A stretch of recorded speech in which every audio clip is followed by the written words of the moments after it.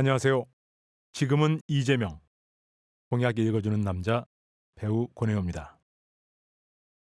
2025년 4월 4일 국민의 명령을 받은 헌재가 대통령 윤석열의 파면을 선고했습니다. 결국 국민이 합니다를 다시 한번 입증했습니다. 대한민국이 상식을 되살리고 희망을 가질 때 우린 다시 도약할 수 있습니다. 그러기 위해서 우리가 해야 할 일은 뭘까요? 지금은 이재명 시작하겠습니다. 초등학생 제 딸의 이야기입니다. 가족끼리 외식을 하고 있었죠. 밥을 잘 먹던 아이가 엄마 배가 아파 이러는 거예요. 그래서 저는 가볍게 생각하고 배만 쓰담쓰담 해줬죠. 근데 아이는 계속해서 칭얼거렸습니다. 그런데 잠시 후 아이가 갑자기 울기 시작했습니다. 아이의 입술이 파래지고 온몸에 식은땀을 흘리는 걸 보니 저도 덜컥 겁이 났습니다. 단순 복통이 아닌 것 같아서 119를 불렀죠. 여기서부터가 악몽입니다.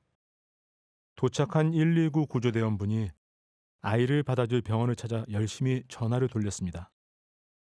그렇게 도착한 첫 번째 병원은 전화상의 내용과 다르게 진료를 거부하는 겁니다.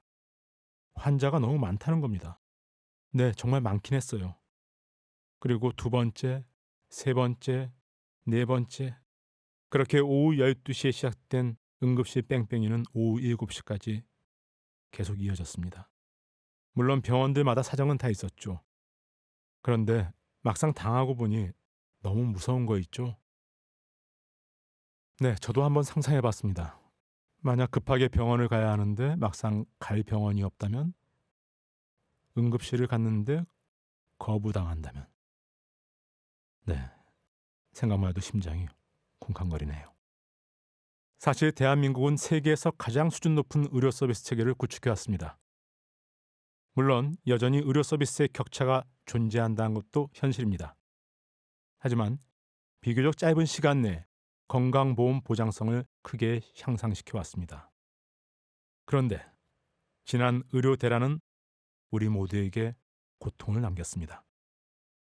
정부의 일방적 결정에 의료계는 대화의 문을 닫았고 결국 국민이 가장 큰 피해를 입었죠. 그래서 이재명 후보가 많은 국민들이 공감하실 만한 의료 정책들을 내놓았습니다. 그중 첫 번째, 공공의료 강화입니다. 아프면 병원으로 라는 당연한 상식이 제대로 통용되어야 하죠.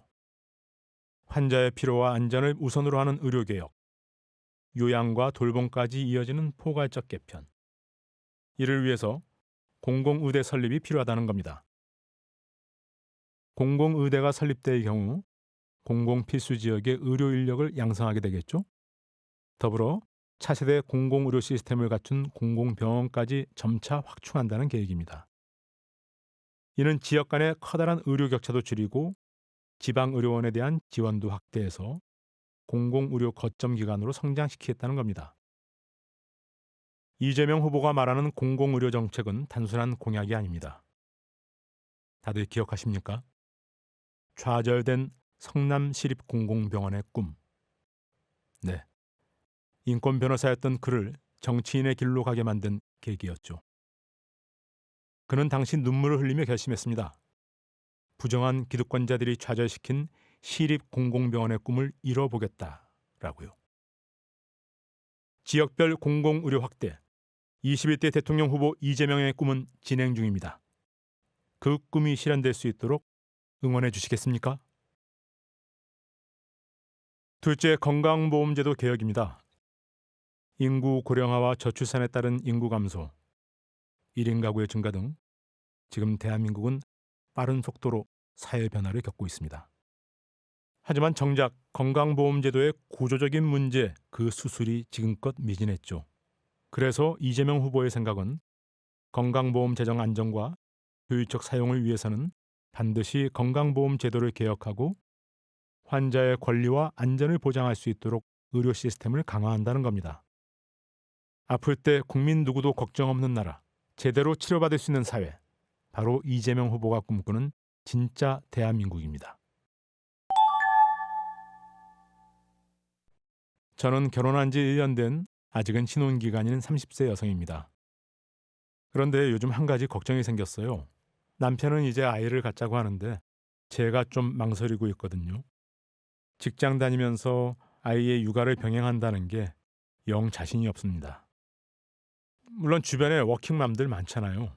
그런데 제가 막상 하려니까 걱정이 태산인 거 있죠. 만약 임신을 하면 직장은 언제까지 다닐 수 있는지, 아이는 누구에게 맡기는지, 어디에 맡길 수 있는지, 아이를 낳고 나면 생활비는 얼마나 더 들려나. 네, 생각이 많아지는 요즘입니다. 네, 대한민국의 출산율 심각합니다. 도시국가를 제외하면 OECD 평균 출산율의 절반 수준이고 당연히 전 세계에서 가장 낮고요. 전 세계 최초로 출산율이 0명대를 기록했다는 조사를 봤습니다. 자, 그렇다면 왜 대한민국은 아이를 낳지 않게 되었을까요? 사실 한국의 저출산 문제는 단순히 개인의 선택에서 비롯된 현상이 아니고 사회적, 경제적, 문화적 구조 속에서 발생한 복합적인 결과라고 볼 수 있겠죠. 하지만 그중 제일 큰 원인은 경제적 부담이지 않을까 싶습니다. 주거비 상승, 교육비 부담, 불안정한 고용 환경은 젊은 세대가 결혼과 출산을 고려할 때 가장 큰 장애물이 되고 있습니다. 게다가 국가 차원에서 하는 출산 장려금 같은 것들, 일시적 지원 체계만 집중된 면도 있습니다. 실질적으로 아이를 낳고 육아를 하는 동안 장기적인 양육 지원과 또 육아와 일을 양립할 수 있는 제도는 여전히 부족하다는 겁니다. 그래서 이재명 후보의 저출산 자녀 육아 지원 정책을 주목해 보시면 좋겠습니다.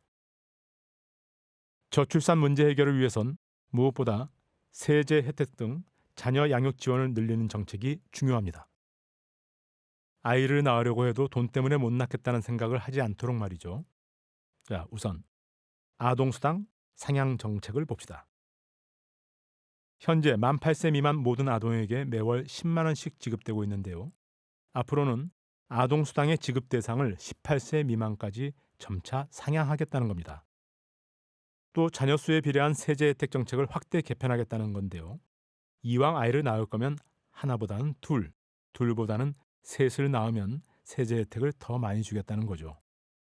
네, 비교해 보면 좋은 사례가 있습니다. 바로 프랑스입니다. 프랑스는 부부의 소득과 가족 수를 고려하는 가족 계수제, 즉 소득세 체계를 도입해서 저출생 극복의 해결책으로 좋은 반응을 얻었다는 겁니다. 이 외에도 신혼부부 공공임대주택 공급 확대 정책, 그리고 난임 부부를 위한 치료 지원 계획까지 준비하고 있습니다. 이렇게 많은 공약을 다 할 수 있다고? 정책 실현 가능성에 대해서 의심하는 분들도 계실 겁니다. 하지만 이재명은 합니다. 성남시장과 경기도지사를 거치는 동안 무려 95%에 육박하는 공약 이행률을 많이들 기억하실 겁니다. 절대 허투루 일하지 않을 겁니다.